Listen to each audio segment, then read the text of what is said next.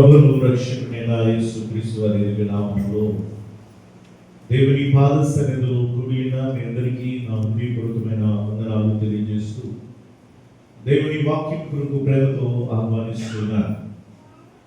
గత వారంలో మనస్సు దాని యొక్క ప్రాముఖ్యతను గురించి మనం విన్నాం. మనస్సు అనేది మనకి అతి ప్రాముఖ్యమైనటువంటి భాగము. మన అంతర్భాగము మనస్సు అనేది.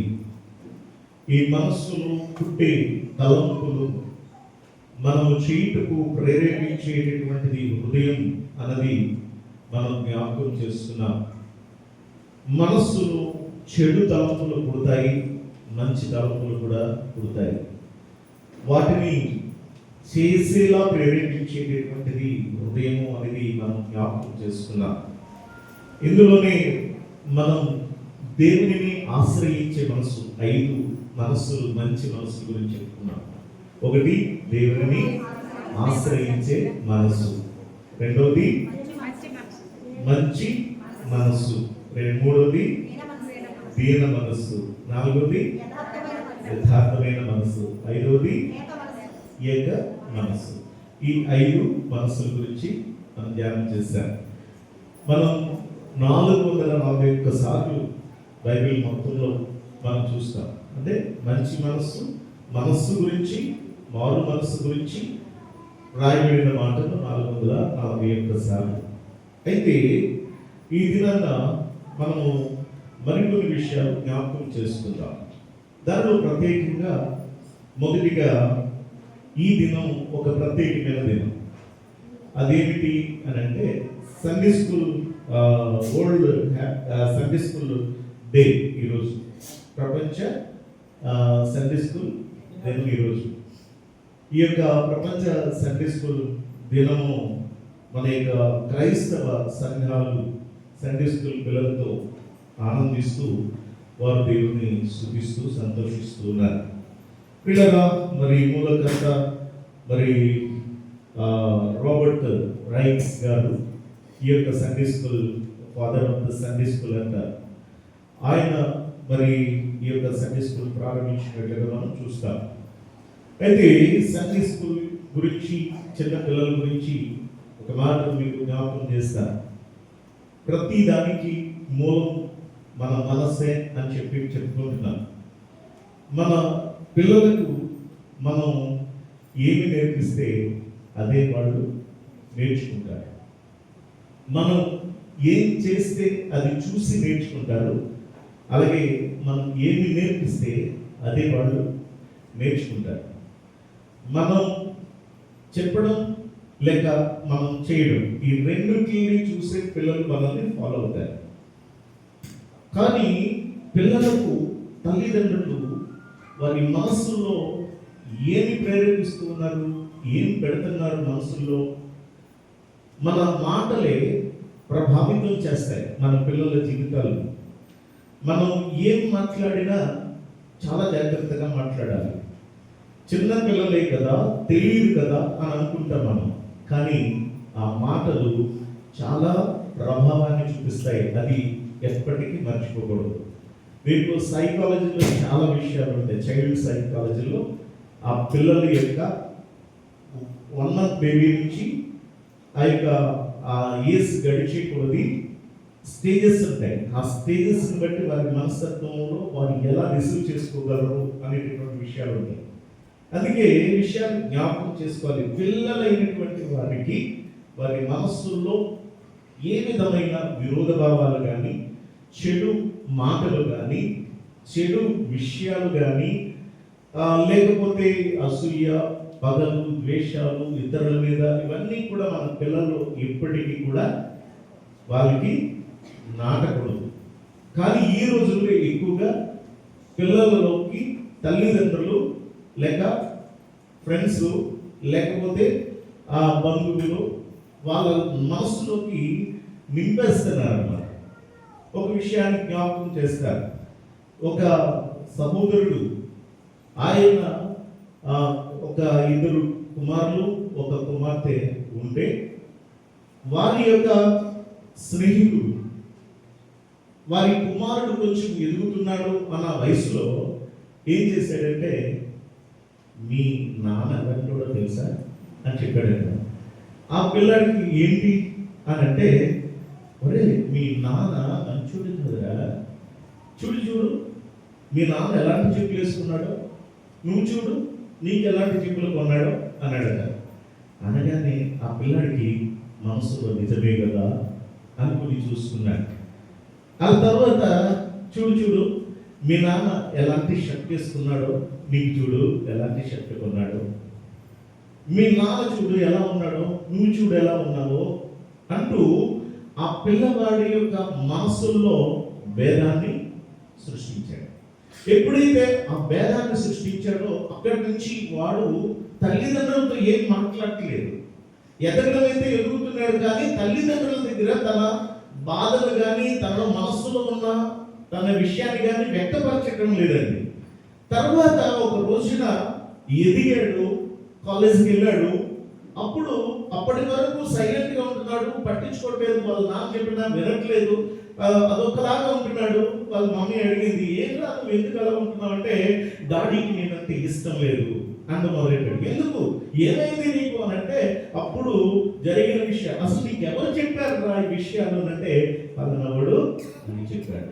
చిన్నప్పుడు తన మనస్సులో ఈ భేదాన్ని ఎప్పుడైతే నింపాడో ఎదిగే కొలది అది ఒక విషయంగా మారిపోయింది. తండ్రి మీద భేదం, తండ్రి మీద కోపం. పిల్లల ఒక్కటే కాదు, ఇలాంటి విషయాలు అనేకమైనవి ఉన్నాయి. తల్లి మీద వ్యతిరేకంగా చెప్పేవాళ్ళు, తండ్రి మీద వ్యతిరేకంగా చెప్పేవాళ్ళు, లేకపోతే ఇంటిలో ఉన్న అన్నదమ్ముల మధ్య భేదాన్ని సృష్టించేటటువంటి వాళ్ళు, ఈ ప్రపంచంలో అనేక విధాలుగా పాపమును ప్రేరేపించేవాళ్ళు. పిల్లల విషయాల్లో చాలా విషయాలు మనం చూడగలం. కాబట్టి మన పిల్లలను అర్థం చేసుకోవాలి. ప్రతి తల్లి తండ్రి మన పిల్లల్ని అర్థం చేసుకొని వారి ఎదుట మనం జాగ్రత్తగా ఉండాలి. వారికి మనం నేర్పే విషయాలు కూడా చాలా జాగ్రత్తగా నేర్పించాలి. అది ఒకటే. మనకి ఇప్పుడైతే మనకి సండే స్కూల్ ఉంది, కానీ అప్పట్లో మరి మనకి ఎవరైనా మనం ముందే చెప్పుకున్నాం, తల్లి బడే బడి కదా, తల్లి బడే సండే స్కూల్. కాబట్టి తల్లి బడిలో ఉండగానే ఆ పిల్లలకు నేర్పించాలి, వాక్యం నేర్పించాలి. ద్వితీయోపదేశకాండంలో 6వ అధ్యాయం చదవద్దు, కానీ మనం ధ్యానం చేసుకున్నాం. ద్వితీయోపదేశకాండం 6వ అధ్యాయంలో నీవు కూర్చున్నప్పుడు, నీవు పరుండినప్పుడు, నువ్వు లేచినప్పుడు, నువ్వు నడిచినప్పుడు నీ పిల్లలకు ఏం చేయాలి, నేర్పించాలి అని మనం చూస్తూ ఉన్నాం. మన పిల్లలను జాగ్రత్తగా మనం కాపాడుకుందాం. ప్రియులారా, ఇది సండే స్కూల్ విషయమే కాకుండా psychology, father of the psychology Sigmund Freud అనేటటువంటి ఆయన వాళ్ళ ఇంట్లో కూడా ఒక సంఘటన జరిగిందట. ఆ ఇంట్లో ఏం సంఘటన జరిగింది అంటే, వాళ్ళకు ఒక చిన్న పిల్లాడు ఉన్నాడు. ఆ పిల్లాడు, నేను జలపాతం దగ్గరికి వెళ్తాను, నన్ను తీసుకెళ్ళండి, జలపాతం దగ్గరికి వెళ్తాను అన్నాడట. అంటే వద్దు వెళ్ళడానికి లేదని వాళ్ళ పేరెంట్స్, వాళ్ళ అమ్మగారు గొడవ పెట్టారట. గొడవ పెట్టిన తర్వాత కొన్ని రోజులకి అంటే ఆ అబ్బాయి కనపడలేదు. ఆ తర్వాత ఎందుకు కనపడలేదా అని చెప్పేసి ఏంటి బాబు గారు కనపడట్లేదు, ఎక్కడికి వెళ్ళాడని ఆయన అడిగాడు. ఫ్రాయిడ్ గారు ఆయన అడిగితే అతను చెప్తాడు అనమాట. ఆవిడ చెప్తుంది, తల్లి చెప్తుంది, ఏమోనండి కనపడలేదు, నేను వెతికినా కనపడలేదు అంటే, వాడు ఎక్కడికి వెళ్ళొద్దు అని చెప్పావా అని అడిగాడట. ఎక్కడికైనా వెళ్ళొద్దు అని చెప్పావా అంటే, అవును చెప్పానండి. ఎక్కడికి వెళ్ళొద్దు అని చెప్పావు అని అంటే, పలానా చోటకి జలపాతం దగ్గరికి వెళ్ళొద్దని చెప్పాను అన్నాడట. అనగానే అని చెప్పిందట. వెంటనే ఈయన ఏం చేశాడంటే, గొప్ప వెళ్ళిపోయి ఆ జలపాతం దగ్గరికి వెళ్ళాడట. అక్కడే కూర్చున్నాడు పిల్లాడు. వాడిని తీసుకొచ్చాడు. ఏమంటే మీకు ఎలా తెలిసిపోయిందండి అని అడిగింది ఆవిడ. ఆయన అంటాడు, ఇది పిల్లలలో మనం ఏది చెయ్యొద్దు అని అంటామో అదే వాళ్ళు చేస్తారు. అందుకే నువ్వు చేయొద్దు అన్నావు, కానీ నేను ఎలాగైనా చేయాలని వాడు వెళ్ళిపోయాడు, అది నాకు తెలుసు అని చెప్పాడట. నిజంగా ప్రతి విషయాన్ని కూడా అడిగి తెలుసుకోండి. పిల్లల దగ్గర ఎలా ఉండాలో దేవుని అడిగి తెలుసుకోండి. సండే స్కూల్కి పంపించండి. మన పిల్లలు దేవునిలో ఉండాలి, దేవుని కొరకు వాడబడాలి. మన పిల్లలు దేవుని కోసం ఒక గొప్ప మరి సేవకులుగా, దేవుని కొరకు ఒక గొప్ప నాయకులుగా, దేవుని కొరకు స్తుతించేవారిగా, దేవుని కొరకు ఒక మంచి వాయిద్యములు వాయించేవారిగా, దేవుని సువార్తను ప్రకటించేవారిగా, మన పిల్లలు దేవుని కొరకు ఒక బలమైన పాత్రలుగా వాడబడాలి. అలా తీర్చిదిద్దండి ప్రతి తల్లి, ప్రతి తండ్రి. ఒకవేళ ఎక్కడైనా వింటారు, ఏయో విషయాలు చెప్తారు మన ఇంటికి వచ్చి, అది తప్పు, అది మంచిది కాదు అని మంచి విషయాలు చెప్పాలి. దేవుని వాక్యం ఇలా నేర్పిస్తుంది అని చెప్పాలి. ప్రియులారా, భక్తులైనటువంటి వారు ఎలా ఉన్నారో వాళ్ళ విషయాలు వాళ్ళకి నేర్పించాలి. ప్రతి విషయంలో మన పిల్లల పట్ల జాగ్రత్త వహించకపోతే దాని ఫలితం మనమే అనుభవించాల్సి వస్తుంది. మన పిల్లలు తప్పు చేసినా కూడా చూసి ఆనందపడితే రేపంటూ దాని ఫలితం ఏంటో మనమే అనుభవించాల్సి వస్తుంది. మంచి అయితే మంచి ఫలితం, అది చెడైతే అది చెడ్డ ఫలితం మనం అనుభవిస్తాం. కాబట్టి ప్రియులారా, ఇది చిన్న పిల్లల విషయంలో అయితే ఈ రోజున మనసు అనేటటువంటిది మనకి చాలా ప్రాముఖ్యమైనటువంటిది. ఈ మనస్సులలో ప్రియులారా చాలా ప్రాముఖ్యమైనది. ఏది మన మనస్సులో తలంపు వస్తుందో దానిని మనము చేయడానికి ఇష్టపడతాం. కాబట్టి ప్రియ దేవుని బిడ్డలారా, వాక్యములో ఏమని సెలవిస్తుంది? 5 మంచి వాటిని గురించి చెప్పుకున్నాము, 5 చెడు వాటిని గురించి కూడా మనం చెప్పుకుందాం. అప్పుడు మన మనసు ఎలా ఉందో అప్పుడు మనకు అర్థమవుతుంది కదండి. మన మనసు మంచిగా ఉండాలి, దేవుని ఆశ్రయించే మనసుగా ఉండాలి, మంచి మనసుగా ఉండాలి, దీన మనసుగా ఉండాలి, యథార్థమైన మనసుగా ఉండాలి, ఏకమైన మనసుగా ఉండాలని మనం చెప్పుకుంటున్నాం. కానీ ప్రియులారా, ఒక ఈ యొక్క సామెతల గ్రంథంలో మనం చెప్పుకున్నాము. ఆ సామెతల గ్రంథంలో 16వ అధ్యాయము 18వ వచనము ఒకసారి జ్ఞాపకం చేసుకుందాం. సామెతల గ్రంథం 16:18. నాశనమునకు ముందు గర్వము నడుచును, పడిపోవుటకు ముందు అహంకారమైన మనసు నడుచును. ఇది ఒక చెడ్డ మనసు. ఏం చెడ్డ మనసు? అమ్మా, ఈరోజు ఈ చెడ్డ మనసుకు పెట్టిన పేరు ఏం పేరు అంటే ఏమండి? అహంకారపు మనసు. లేదా కింద రాస్తాడు గర్వపు మనసు. పడిపోవటకు ముందు ఏం నడుస్తుంది? అహంకారం నడుస్తుంది. నాశనానికి ముందు ఏం నడుస్తుంది? గర్వం నడుస్తుంది. అంటే ఒక మనిషిలో పుట్టేటటువంటి తలంపులలోనే గర్వపు తలంపు, గర్వపు అహంకారపు మనసు అనేటటువంటిది అది చెడ్డది. దీనికి ఉదాహరణగా మనం చదివిన వాక్య భాగాన్ని ఒక్కసారి జ్ఞాపకం చేసుకుందాం. ఎందుకంటే మన మనస్సులో పుట్టే ప్రతి తలంపులలో అది చెడ్డదైతే దానిని డిలీట్ చేయాలి, మంచిదైతే భద్రపరచుకుని దానిని అనుసరించాలి అన్న విషయాన్ని జ్ఞాపకం చేసుకుంటున్నాం. ఇక్కడ ప్రియుల ఉజ్జియా అనే ఒక రాజు ఉన్నాడు. ఇశ్రాయేలు రాజులలో మొదటి రాజు ఎవరు చెప్పండి? మొదటి రాజు ఇశ్రాయేలీల మొదటి రాజు సౌలు రాజు, రెండవ రాజు దావీదు, మూడవ రాజు సొలొమోను. ఈ ముగ్గురు రాజులు ఉండగా రాజ్యము ఏకరీతిగా ఉంది. అంటే ఇశ్రాయేలీల 12 గోత్రాలు ఒకటిగానే ఉన్నాయి, 12 గోత్రాలు ఒక రాజ్యంగానే ఉంది. కానీ సొలొమోను చేసిన పాపాన్ని బట్టి సొలొమోను కుమారుడి యొక్క కాలంలో ఏమైంది అంటే దేవుడు ముందే చెప్పాడు, నీ ప్రవర్తన వలన నేను ఇక దేవుడు ఆయనకి ఒక శాపాన్ని అందించాడు. అయితే ప్రియ దేవుని పిల్లలు గుర్తుపెట్టుకోండి, ఈ యొక్క సొలొమోను కుమారుడి కాలంలో రాజ్యం 2గా విడిపోయి, ఒకటి ఇశ్రాయేలు రాజ్యమైంది, రెండోది యూదా రాజ్యమైంది. ఇశ్రాయేలు రాజ్యాన్ని కొందరు రాజులు పరిపాలన చేశారు, యూదా రాజ్యాన్ని కొందరు రాజులు పరిపాలన చేశారు. ఈ యేసు వారు రాకముందు వరకు కూడా రాజ్యాన్ని పాలించినటువంటి వారిలో పిల్లల యూదా రాజ్యాన్ని పాలించిన కొందరు మాత్రం మంచివారు ఉన్నారు. కానీ ఇశ్రాయేలు రాజ్యాన్ని పాలించిన వారిలో వారు మంచివారు ఎప్పుడు కూడా కనిపించారు. ఇందులో ప్రియులారా, ఈ రోజు నేను చెప్పబోతున్నటువంటి ఈ యొక్క మరి రాజు ఉజ్జియా. ఇతను ఈ యొక్క యూదులకు రాజుగా ఉన్నటువంటి వాడు. ఈ 2 గోత్రాల ప్రజలైనటువంటి వారు యూదా గోత్రం, యూదా రాజ్యం. అయితే ప్రియ దేవుని బిడ్డలారా, వారిని పాలిస్తున్నటువంటి వాడిగా ఉన్నవాడు ఈ ఉజ్జియా అనేటటువంటి రాజు. ఈ ఉజ్జియా అనే రాజు పాలిస్తూ ఉన్నప్పుడు ప్రియ దేవుని బిడ్డలారా, అతడు చాలా చాలా చేశాడు. రాజ్యం కోసం చాలా మరి ప్రయాసపడ్డాడండి ఈ ఉజ్జియా రాజు. అతను దేవుని యొక్క ఈ ప్రజల కోసం చాలా కష్టపడ్డాడు. గురుజులను కట్టించాడు, కోటలను కట్టించాడు, ప్రాకారాలను కట్టించాడు, మంచి సైన్యాన్ని సిద్ధపరిచాడు. దేవుని యొక్క దేవుని యొక్క ప్రజల కోసం, రాజ్యము కోసం ఆ యొక్క సైన్యానికి సంబంధించినటువంటి డాలులు కానీ, వారికి ఖడ్గాలు కానీ అన్ని మొత్తం టోటలీ ఎక్విప్మెంట్ అంతా కూడా ప్రిపేర్ చేశాడు. చాలా మంచి పేరు వచ్చేస్తుంది, దానికి చాలా ప్రఖ్యాతులు కలుగుతున్నాయి.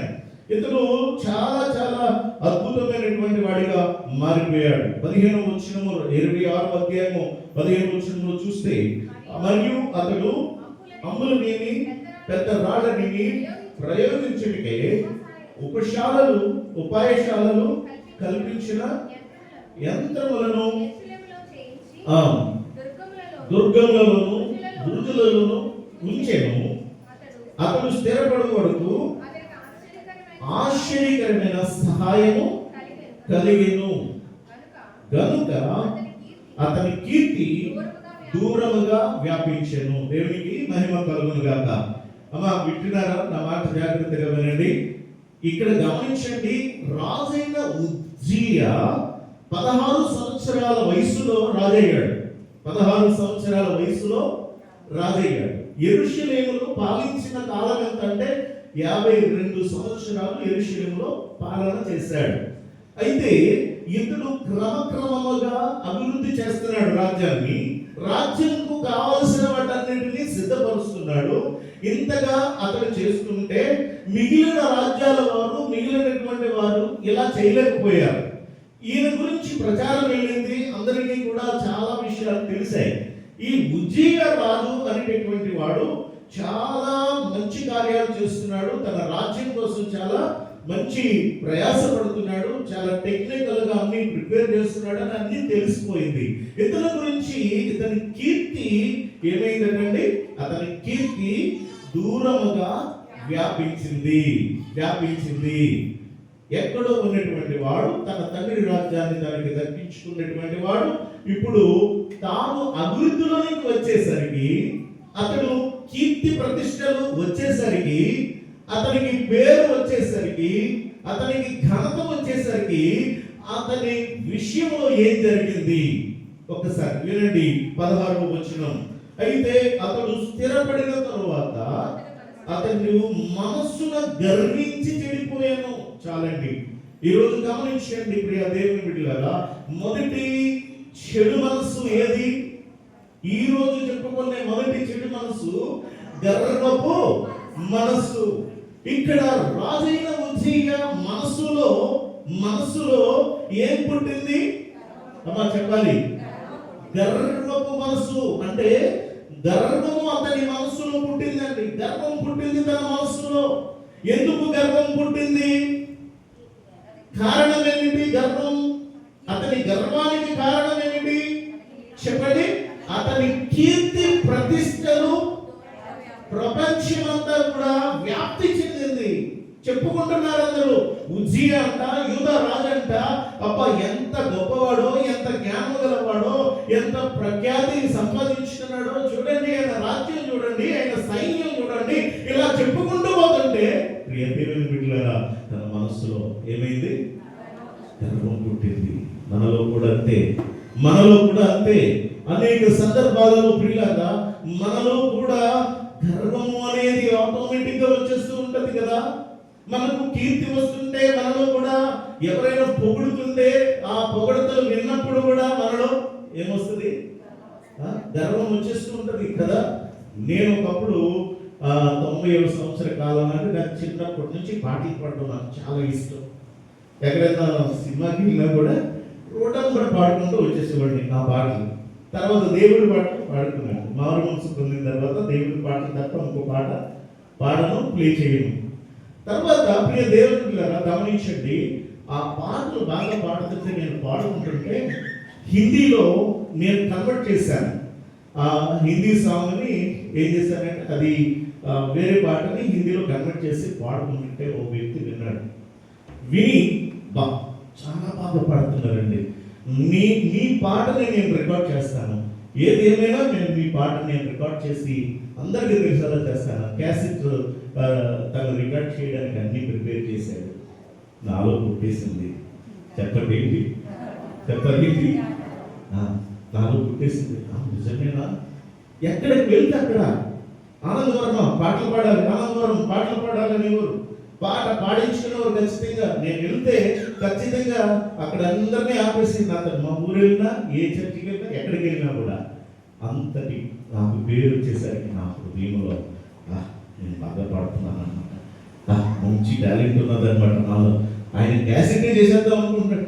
అనగానే ఆ మనసులో నాకు ఎప్పుడైతే అనిపించిందో పిల్లల అక్కడి నుంచి దేవుడు ఏం చేశాడు, ఇచ్చిన తలాంతుని కాస్త నొక్కేశాడు. అంతే, నొక్కేశాడు. ఊపి కాదు, కాస్త నొక్కేశాడు. అక్కడి నుంచి కీసు వచ్చేస్తుంది. అక్కడి నుంచి ఎంత పాడదామంటే ఎక్కడి నుంచి ఎవరో లాగి పెట్టేసినట్టు అయిపోతుంది. అందుకే సెక్రటరీ గారు పాడేది హైలో, నేనేమో లోలో, అందుకోలేకపోతున్నాను. అంటే నాలో ఆ తలాంతు అనేది ఏమైంది అని అంటే దీన్ని పడిపోయింది. కారణం ఏంటి అంటే నాలో పుట్టిన ఇప్పటికీ కూడా దేవుడు ఇచ్చాడు, ఆయనకే మహిమ కలుగునుగాక అనాలే తప్ప ఏనాడు కూడా మనకు కలిగినటువంటి ఈ యొక్క ఆ తలాంతులను బట్టి ఏ రోజు కూడా దేనిని బట్టి మనం గర్వించకూడదు. మనం మంచి మార్పులు వచ్చాయా, దేవుని కృప.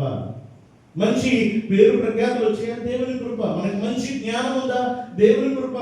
మనకి టాలెంట్స్ ఉన్నాయా, దేవుని కృప. దేవుడు ఇచ్చాడు, దేవుడు ఇచ్చాడు, దేవుడు ఇచ్చాడు. ప్రియ దేవుని పిల్లరా, ప్రపంచ చరిత్రలో రికార్డు సృష్టించినటువంటి ఒక అమ్మాయి యవనస్తురాలు జెమిమా గురించి మీరు విన్నారా? యూట్యూబ్ లో చూసారు. తెలియని వాళ్ళు ఎవరు లేరు అనుకుంటారు. నేనైతే జెమిమాని ఈ పూనాలో వాళ్ళ నాన్నగారు ఎన్నో మీటింగ్స్ అరేంజ్ చేశారు. మన క్రైస్తవ మీటింగ్స్ అరేంజ్ చేసి అతను అక్కడ పూనాలో, ముంబైలో ఉన్నటువంటి ఆ యొక్క క్లబ్ మెంబర్షిప్ కూడా తీసేశారు అమ్మాయికి.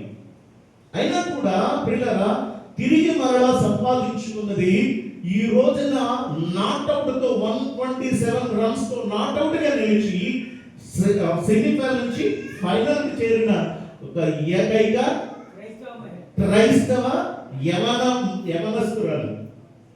ఆమెకి ఇంటర్వ్యూ చేసేసరికి ఆమె చెప్పింది ఏంటి చెప్పాలి, ఏంటి? నన్ను నడిపిందే జీసస్. నా తల్లిదండ్రులకు థ్యాంక్స్, నా కోచ్కి థ్యాంక్స్, నన్ను నడిపిన నా దేవుడికి థ్యాంక్స్. తన గురించి ఎన్నో చేస్తున్నారు అనుకోండి, అవన్నీ దేవుడు చూసుకుంటాడు. తను అవును నా టాలెంట్, నేను ఎంత కష్టపడ్డానో తెలుసా, నిద్రాహారాలు మానేసాను తెలుసా, పొద్దున్న నుంచి రాత్రి వరకు నేను ఇదే ప్రయాస పడ్డాను కాబట్టి ఈ రోజు నేను జయం సాధించాను అన్నదా? అదే తగ్గింపు, అదే దేవుని ఏడలో ఉండే కృతజ్ఞత. నీకు ఎంత టాలెంట్ ఉండొచ్చు, ఎంత జ్ఞానం ఉండొచ్చు, ఎంత డబ్బు ఉండొచ్చు, ఎన్ని ఆస్తిపాస్తులు ఉండొచ్చు, ప్రపంచంలో ఉన్నటువంటి అనేకులను గౌరవించవచ్చు. కానీ నీలో తగ్గింపు లేకపోతే, వినయం లేకపోతే, విధేయత లేకపోతే, ఎన్ని ఉన్నా దేవుడు ఏదో ఒక రోజు దాన్ని ఏం చేస్తాడు చెప్పండి, కట్ చేసేస్తాడు, తీసేస్తాడు అంతే. అందుకని అంటాడు, ఆయన బలిష్టమైన చేతి కింద మనం ఎలా ఉండాలంటే దీన మనసుతోనే ఆయన బలిష్ట చేతుల కింద ఉంటే తగిన సమయమందు తగిన రీతిగా దేవుడు మనల్ని ఏం చేస్తాడు, హెచ్చిస్తాడు. ఈ విజయాకి పేరు వచ్చేసింది, ప్రఖ్యాతులు వచ్చేసేసరికి నా అంతటోడు లేడు అనుకున్నాడు. అనుకునేసరికి ఇక్కడ ఏం చేశాడు, పోనీ అనుకున్నాడు కదా, మనసులో గర్వించాడు కదా, అరే రేపు తప్పు నా మనసులోకి ఆలోచన రాకూడదు అని అనుకోకుండా వచ్చిన తలంపుని తను ఏం చేశాడంటే కంటిన్యూ చేయడానికి ఇష్టపడ్డాడు. చూడండి, అతడు చేయకూడని పని చేశాడు. అతనికి కలిగినటువంటి ఆ పని ఏమిటి అని అంటే, అతడు దేవాలయంలోనికి వెళ్ళి ధూప వేదిక దగ్గరికి వెళ్ళి ధూపము వేయడానికి రెడీ అయిపోయాడు. ఏం చేస్తున్నాడు చెప్పండి అమ్మా, ఏం చేస్తున్నాడు? పరిశుద్ధ స్థలంలోనికి వెళ్ళి ధూపము వేయుటకై వెళ్ళి అక్కడికి వెళ్ళిపోయాడు. ఎవరి పని అంటే అది యాజకుని పని కదా. ధూపం వేసే పని ఎవరిది? యాజకుడి పని. రాజు చేసే పని ఏంటి? రాజు ఎందుకు పెట్టాడు దేవుడు? రాజుగా ఎందుకు అభిషేకించుకున్నాడంటే, నా ప్రజలను కాపాడు, నా ప్రజలు శత్రు బారిన పడకుండా కాపాడు, నా ప్రజలకు ఏం కావాలో సమస్తాన్ని సమకూర్చు, నా ప్రజలు నా వైపుకే ఉండాలి, నా ప్రజలకు విజయం కావాలి, నా ప్రజలు చూసుకో బాబు అని దేవుడేమో రాజుగా అభిషేకిస్తే చేయకూడని పని చేస్తున్నాడు. ఎవరు ఏం చేయాలో దేవుడు నిర్ణయం చేసేసాడు ముందే. ఆ చేయవలసిన పనిని చేయకుండా ఎవరో చేయాల్సిన పని కూడా ఇతనే చేసేస్తున్నాడు. అది కూడా పరిశుద్ధ సన్నిధిలో, పరిశుద్ధ మందిరములో చేయకూడని పని ధూపము వేయుట. ధూపము వేయుట. ఇతరు వెళ్ళగానే ఏమండి యాజకులు గబగబా వెళ్ళిపోయి ఉజ్జి అని అడుగుతున్నారు.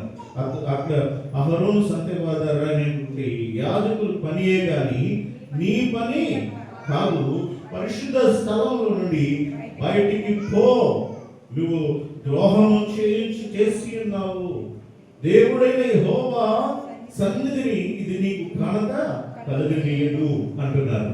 ఏమండి అతనికి ఉన్నటువంటి ఆ గర్వపు పని వలన తనని ఏం చేస్తున్నారంటే గద్దిస్తున్నారు. యాజకులు ఊరుకోరు. యాజకులు ఏం చేస్తారు? ఎక్కడ తప్పు వచ్చినా యథార్థమైన యాజకులు ఏం చేయాలి అని అంటే అక్కడ ఆయన పరిశుద్ధ సన్నిధిలో ఆయన రాజు అయితే ఎవరికి కావాలి, అతను మంత్రి అయితే ఎవరికి కావాలి, అతను గొప్పవాడైతే ఎవరికి కావాలి. కానీ చేయకూడని పని దేవుని పని సన్నిధిలో మందిరంలో చేస్తే యాజకుడు ఊరుకోకూడదు, ఊరుకోలేదు, గెట్ అవుట్ అన్నారంతే, బయట పో అన్నారంతే. నీకు అర్హత కాదు ఇక్కడ. ఇది ఉన్నారు యాజకులు అహరోను సంతతిలో, దేవుడు ఏర్పాటు చేసి వాళ్ళు చేస్తారు, నువ్వు కాదు అని అనగానే అయినా కూడా ఏం చేశాడటండి? అయినా కూడా విన్నాడా? వినకుండా రౌతులు అడిగిపోయాడట. సరే మీరేంటి చెప్పేది, నేను రాజని, మీరెవరు నాకు చెప్పడానికి, గెట్ అవుట్ అని. ఈ రీతిగా ప్రియ దేవుని పిల్లరా రౌతుడు యాజకుల మీద కోపం చూపాడట. యాజకుల మీద కోపం చూపినప్పుడు యెహోవా మందిరము ధూప పీఠము పక్కన అతడు ఉండగా యాజకులు చూచుచునే ఉన్నప్పుడు అతని నొసట కుష్ఠ రోగము పుట్టింది. అతని నొసట ఏం పుట్టింది? కుష్ఠ రోగం పుట్టింది. మనస్సులో వచ్చినటువంటి తలంపులను అక్కడే దాన్ని ఏం చేయాలి? తుడిచిపెట్టాలి. మనం తెలిసిపోద్ది కదా ఆల్రెడీ. ఒకసారి మన మనసులో ఒక ఆలోచన వచ్చింది అనుకోండి, అది మంచిదో చెడుదో మనకి తెలియదా? అంత అజ్ఞానం లేదు కదా మన జ్ఞానులమే కదా. అది మంచిదైతేనే దాన్ని ఏం చేయాలి? కంటిన్యూ చేయాలి. చెడుదైతే దాన్ని ఏం చేయాలి? తీసేయాలి, ఉండకూడదు. అందుకనే ఇక్కడ గమనించండి, ఈ బుజ్జియ రాజు చేయకూడని పని చేశాడు. అది తప్పు అని హెచ్చరించినప్పుడైనా మారాలి కదా. మారలేదు కనుక అతనికి ఏం జరిగిందండి? శిక్ష కలిగింది. అతని యొక్క శిక్షించాడు దేవుడు. వాళ్ళందరిలో కానీ అతని నొసట ఏం పుట్టిందండి? కుష్ఠ వ్యాధి పుట్టింది. ఎప్పుడైతే తన కుష్ఠ వ్యాధి పుట్టిందో ఇప్పుడు అతని పరిస్థితి ఏంటో తెలుసా? ఆ ధర్మశాస్త్ర ప్రకారంగా అతడు ఆ ఇంట్లోనూ వాళ్ళ మందిరంలో ఉండకూడదు, వాళ్ళ ఇంటిలో కూడా ఉండకూడదు, రాజా నగరంలో ఉండకూడదు, ఆ ఇంటిలో కూడా ఉండకూడదు, బంధువుల దగ్గర ఉంది. అతని యొక్క స్థానం ఎక్కడ తెలుసు? ఊరు చివర, చెట్టు కింద, పుట్ట కింద, ఊరు చివర. ఎందుకు అంత పరిస్థితి? ఎంత గొప్పవాడండి, రాజభోగాలు అనుభవించినటువంటి మహా ఘనత వహించినటువంటి వాడు ఇప్పుడు తన జీవితం ఏమైపోయింది చెప్పాలి? చెట్టు కిందకి వెళ్ళిపోయి బతకాల్సి వచ్చింది. దేవునికి ఇష్టం కాని పని ఏదైనా చేస్తే, దేవునికి వ్యతిరేకమైన పని మనం ఏదైనా చేస్తే దేవుడు మనల్ని ఆశీర్వదించాడు. తగిన రీతిగా దేవుని బిడ్డలారా మనము ఆ శిక్షను అనుభవించాల్సి వస్తుంది. గమనించండి పిల్లగా, మరొక విషయాన్ని మనం చెప్పుకుంటే హిజ్కియా రాజు గురించి తెలుసు అందరికీ. ఎవరండి? హిజ్కియా రాజు. అతను కూడా చాలా గొప్ప వ్యక్తి. అతని జీవితం గురించి అడిగితే మనం చెప్పేస్తాం. 15 సంవత్సరాల ఆయుష్ని దేవుడు అతనికి పెంచాడు. అతను చాలా అంటే రాజ్యాన్ని పాడు చేసేస్తే రాజులు ఇతను బాగు చేశాడండి. బాగు చేశాడు, యాజకులను ఏర్పాటు చేశాడు, ధర్మశాస్త్రం బోధించడానికి ఏర్పాటు చేశాడు, కోటలను కట్టాడు, అన్నీ చేశాడు. అంత మంచి వ్యక్తి, అంత భక్తి కలిగిన వ్యక్తి, దైవ భయం కలిగిన వ్యక్తి. అతను కూడా మనస్సులో ఏం చేశాడు చూడండి. ఈ 32వ అధ్యాయం 25 వచనం, దినవృత్తాంతంలో 2వ గ్రంథమే 32వ అధ్యాయం 25వ వచనం త్వరగా చదువుదాం. అయితే హిజ్కియా మనస్సులో గర్వించి ప్రవర్తింపనందున అతని మీదికి యూదా యెరూషలేముల వారి మీదికి కోపము రాగా. చూడండి ఇక్కడ గమనించారా? ఏంటంట? ఎంత గొప్పవాడు, ఎంత జ్ఞానం గలవాడు, ఇంత ప్రఖ్యాత కలిగిన వాడు, ఇంతటి వాడైనటువంటి ఈ హిజ్కియా, మంచివాడైన ఈ హిజ్కియా, ప్రార్థనాపరుడైన ఈ హిజ్కియా మనస్సున గర్వించి తనకు చేయబడిన మేలుకు తగినట్లు ప్రవర్తింపనందున. అంటే చూడండి, దేవుడు ఎన్నో మేలు చేస్తున్నాడు కదండి. మేలుకు తగినటువంటిగా మనం కూడా బ్రతకాలి కదండి, తగినట్టుగా ఉండాలి కదా. దేవునికి విరోధంగా కాకుండా దేవుడు చేసిన మేలుకు తగినట్లుగా మనం జీవించాలి. అలా జీవించకుండా తాను మనస్సులో ఏం చేశాడు? గర్వించినందున ప్రియులారా అది దేవుని యొక్క కోపము వారి మీదకి వచ్చింది. అందువలన యెరూషలేము వారి మీదకి కోపము రాగా ఇప్పుడు హిజ్కియా ఏం చేశాడు? చూడండి, హృదయ గర్వము విడిచి, ఇది ప్రాముఖ్యం. ఇందాక ఉజ్జియా రాజు ఏం చేశాడు? వింటున్నారా? అర్థమైందా నా మాట? నా అర్థమవుతుందా? నా మాట అర్థం కావాలి, లేదంటే వ్యర్థంగా పోకూడదు, అర్థం అవ్వాలి. అందుకే పెద్ద సార్లు అడుగుతాను నేను. ఏమండి, వాక్యం గమనించండి. ఉజ్జియా రాజు మనస్సులో గర్వపడ్డాడు, అది క్రియలో చూపించేశాడు కదా. ఇప్పుడు హిజ్కియా రాజు కూడా మనస్సులో గర్వించాడు, చేసిన మేలుకు తగినట్టుగా జీవించకుండా గర్వించాడు. కానీ ఏం చేశాడు? గర్వమును వీడి అతడు దేవుని ఎదుట తగ్గించుకున్నాడు. చూడండి, ఆ మాటలు మనం ఒకసారి చదువుకుందాం. గర్వమును విడిచి తాను యెరూషలేము కాపురస్తులను తమ్మును తాము తగ్గించుకునేవి కనుక ఈ దినాన్న దేవుడు కోరేది మనలో నుండి ఏంటో తెలుసా? మనలో తగ్గింపు, మనలో వినయము, మనలో విధేయత. దేవుడు మన నుంచి కోరుకునేది అదే. హృదయంలో అనేకమైనవి పుట్టచ్చు, అనేకమైన ఆ పుట్టిన తలంపులను బట్టి మన జీవితంలో జీవించి ఉండవచ్చు, చేసి ఉండవచ్చు. కానీ ఇది తప్పు అని దేవుడు మనల్ని గద్దించినప్పుడు మనం ఏం చేయాలంటే మనస్సును మార్చుకోవాలి. ఆ గర్వపు మనస్సును మార్చుకోవాలి, అహంకారపు మనస్సును మనం మార్చుకోవాలి. ప్రియులారా, విధేయత కలిగి మనం జీవించాలి. రెండవ చెడు ఆలోచన, చెడు మనస్సు. రెండవది ఏమిటి అంటే ప్రియులారా, అది కీర్తన గ్రంథము 12వ కీర్తనలో మనం చూస్తాము. 12వ కీర్తన 2వ చరణము చదవండి ఒకసారి.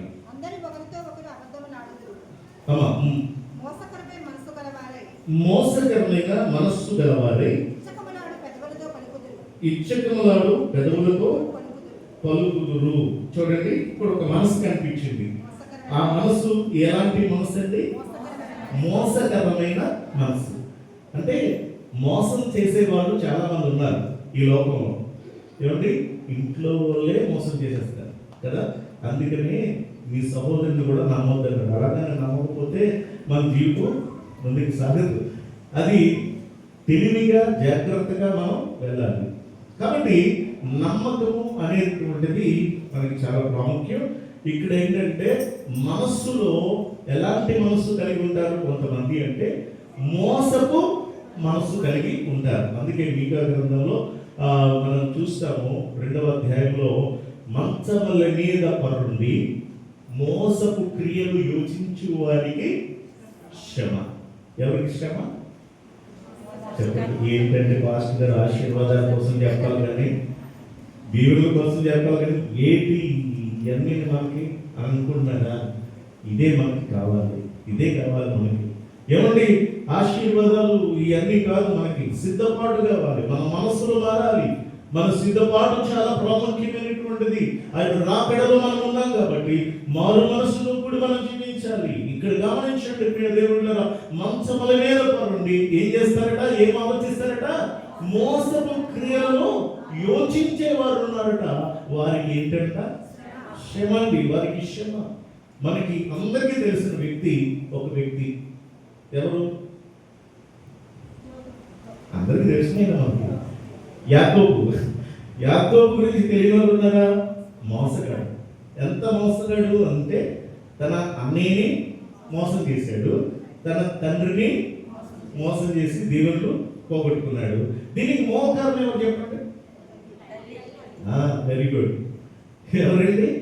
ఇందాక చెప్పుకున్నాం, తల్లి పిల్లలకు ఏం నేర్పాలో ఆ మంచి నేర్పించాలి, కానీ లేనిపోయి పిల్లలకి నేర్పించామనుకో ఏమైపోతారు పిల్లలు?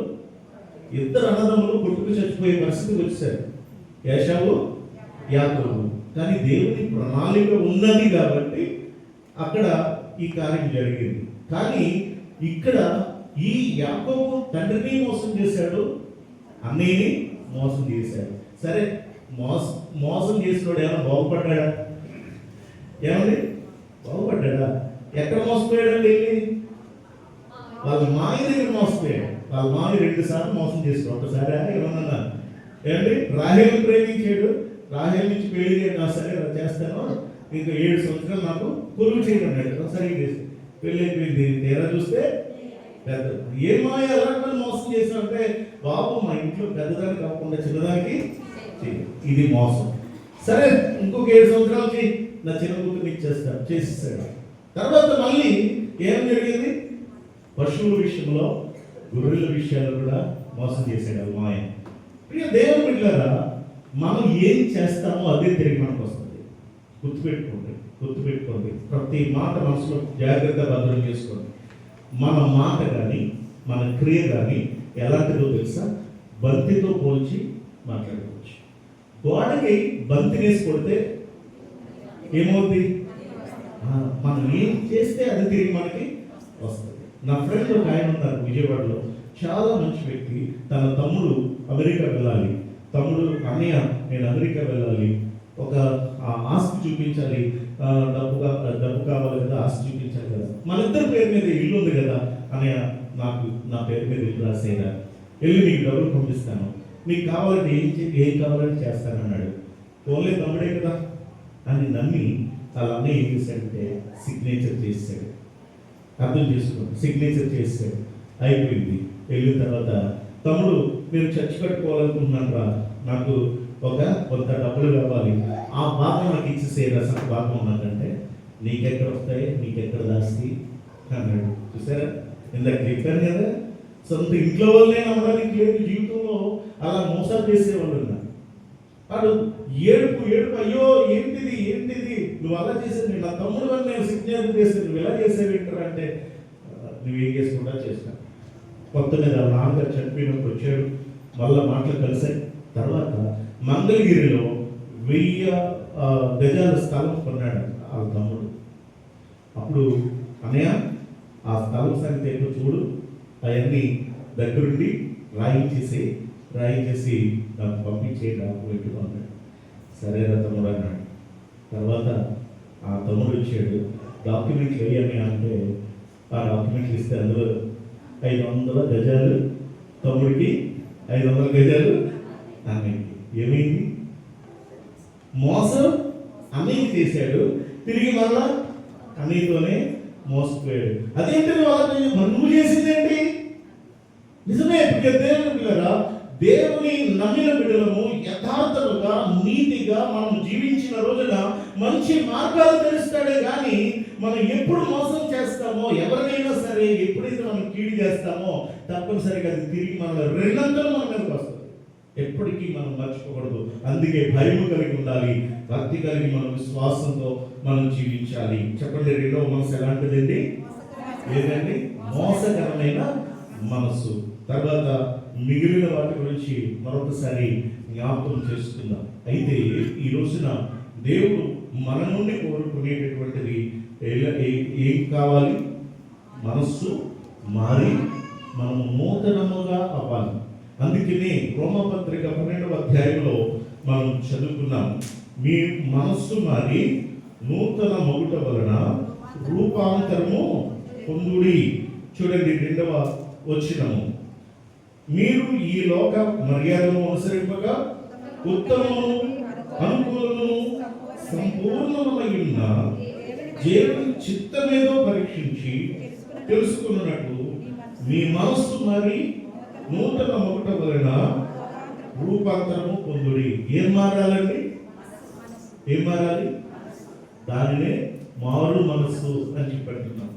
మారు మనస్సు పొందాలి అంటే మనలో ఏదైతే చెడు మనస్సులు ఉన్నాయో, ఆ చెడు క్రియలు ఏవైతే మనలో ఉన్నాయో వాటన్నిటినీ కూడా విడిచిపెట్టి పిల్లరా దేవుని వాక్యానుసారంగా మనం జీవించాలి. మార్పు చాలా మనకు అవసరం. అందుకని మనం రూపాంతరము చెందాలి. రూపాంతరం అంటే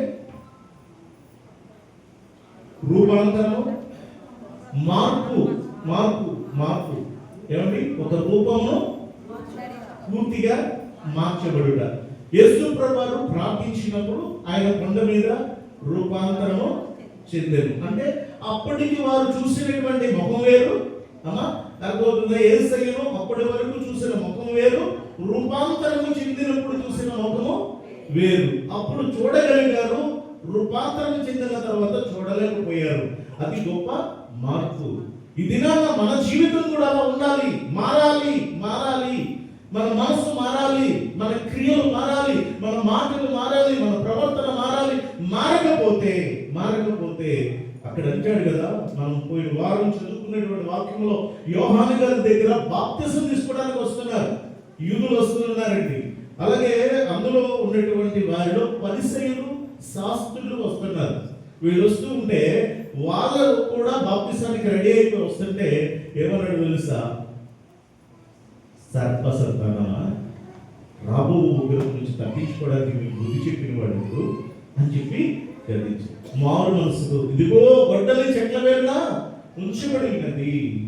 మారు మనసుకు తగినటువంటి ఫలితాన్ని ఫలించాలి అంటే మార్పు చెందాలి. తప్పిపోయిన కుమారుడు అని మనం చెప్పుకుంటాం.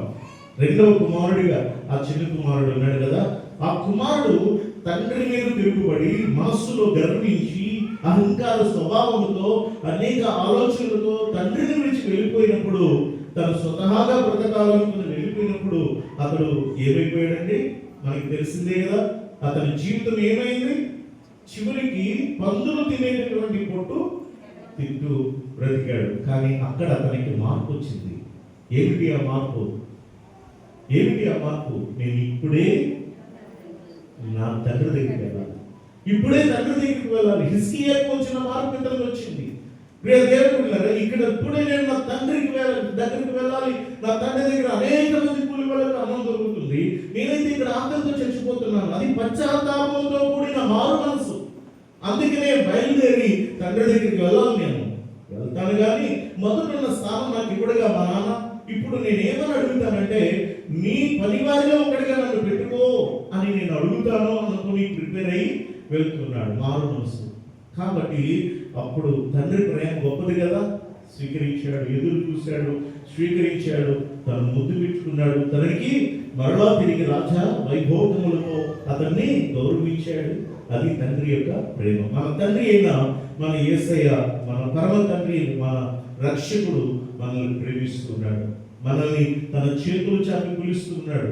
మనల్ని ప్రియ దేవుడిలాగా ఎప్పుడు మారుతామో, ఎప్పుడు మనం ఆయన చేతులు ఆయన దగ్గరికి వస్తామా అని ఎప్పుడు ఎదురు చూస్తూనే ఉన్నాడు. మారు మనసుతో ఉండాలని, మారు మనసుతో ఆయన దగ్గరికి రావాలని దేవుడు కోరుకుంటున్నాడు. కాబట్టి మన మనసు మార్చుకుందాం. మన మనసు మార్చుకొని దేవుని బిడ్డలుగా మనం ముందుకు కొనసాగుదాం. ప్రియ దేవుని బిడ్డలారా, మన మనసు అహంకారయుక్తమైనదిగా ఉందా? మన మనస్సు ప్రియులారా మోసపుకరమైనటువంటి మనస్సుగా ఉందా? మన మనసు చెడు మనసుగా ఉందా? ఎలాంటి మనసు ఉంది? లేక మనం దేవుని ఆశ్రయించే మనసుగా, దీన మనసుగా, మంచి మనసుగా, మరి యథార్థమైన మనసుగా, ఏక మనసుగా ఉందా? మన మనసు ఎలాంటిదై ఉన్నది? ఒక్కసారి మనము పరిశీలన చేసుకొని మరి దేవుని యొక్క విడుదలగా ముందుకు కొనసాగుదాం. తలలు వచ్చి కళ్ళు చూసుకునండి. విన్న వాక్యాన్ని బట్టి మనం ప్రార్థన చేద్దాం. కొన్ని నిమిషాలు ప్రార్థనలో ఏకీభవించండి. మీ మనస్సులో ఉన్న ఆ యొక్క ఆలోచనలు ఏమై ఉన్నాయో, ఆ వచ్చిన ఆలోచనలను బట్టి నువ్వు ఎలా ప్రవర్తించావో ఎవరికి చెప్పక్కర్లేదు. కానీ నువ్వు దేవునితో మాట్లాడు, నీ దేవునికి తెలియచి ప్రార్థన చేద్దామా? తల్లి, ఎవరినైనా మనం మోసం చేసి ఉంటే, ఎవరైనా మన చేత బాధపడి ఉంటే, ఒక్కసారి లేక నీవే మోసపోయి ఉంటే, ఎవరైనా నిన్ను మోసపెట్టుంటే ఒక్కసారి ఆలోచన చేసి దేవుడు తగినటువంటి రీతిగా మనకి మంచి ఫలితాలు ఇస్తాడు. నష్టపోయిన నీవు తిరిగి మంచి ఫలితాలు పొందుకుంటావు. మన మనస్సులో ఎటువంటి ఆలోచనలు ఉన్నాయి ఒక్కసారి ఆలోచించుతాము. మంచి మనస్సు మనం కలిగి ఉండాలి. దేవుడు కోరుతున్నాడు. దేవుని ఆశ్రయించి మనసు కావాలని దేవుడు కోరుతున్నాడు. యథార్థమైన మనసు కావాలని కోరుతున్నాడు. దీన మనసు కావాలని కోరుతున్నాడు. ఏక మనస్సు కావాలని కోరుతున్నాడు. కానీ అహంకారపు మనసు దేవునికి ఇష్టం కాదు. గర్వపు మనసు దేవునికి ఇష్టం కాదు. ఉజ్జియా మార్పు చెందలేదు. పుట్టిన తాంపును బట్టి గర్వించి చేయకూడని పని చేసినప్పుడు దేవుని యొక్క కోపానికి గురయ్యాడు. హిజ్కియా మార్పు చెందాడు, తిరిగి తగ్గించుకున్నాడు. దేవుడు తనని ఆశీర్వదించాడు. మనం ఎలా ఉన్నాం పరిశుభ్రం చేసుకున్నాం. కృప కలిగిన దేవ పరిశుద్ధమైన తండ్రి, ఈ యొక్క ప్రభావం శ్రేష్టమైన తరుణాన్ని మాకు అనుగ్రహించినందుకు ఉన్నాను. ప్రభా ఇదిగో తండ్రి, మా మనస్సు అది చాలా ప్రధానమైనదని మాకు వివరిస్తున్నారు. మా మనస్సులో ఉండే తలంపులు మరి మమ్మల్ని ఆయన తండ్రి నడిపించేటటువంటి ఆయన హృదయము నా ప్రభావ మమ్మల్ని మంచివారిగా చెడ్డవారిగా మమ్మల్ని తీర్చిదిద్దుతుంది కనుక మమ్మల్ని అందరినీ కూడా సిద్ధపరచండి, బలపరచండి. ప్రభావ మారు మనసుతో మేము జీవించడానికి సహాయించండి. ప్రతి పాపము మాలో నుండి కడిగివేయండి. మా మనసులో కల్మషం ఏమీ లేకుండా దాని తండ్రి శుద్ధమైనటువంటి హృదయం కలిగి శుద్ధమైన మనస్సును కలిగి మేము నీలో జీవించడానికి సహాయం చేయాలి. వాక్యం అందరిలో ఫలింప చేయమని యేసయ్య నామమున వేడుకుంటున్నాను పరమ తండ్రి. ఆమేన్.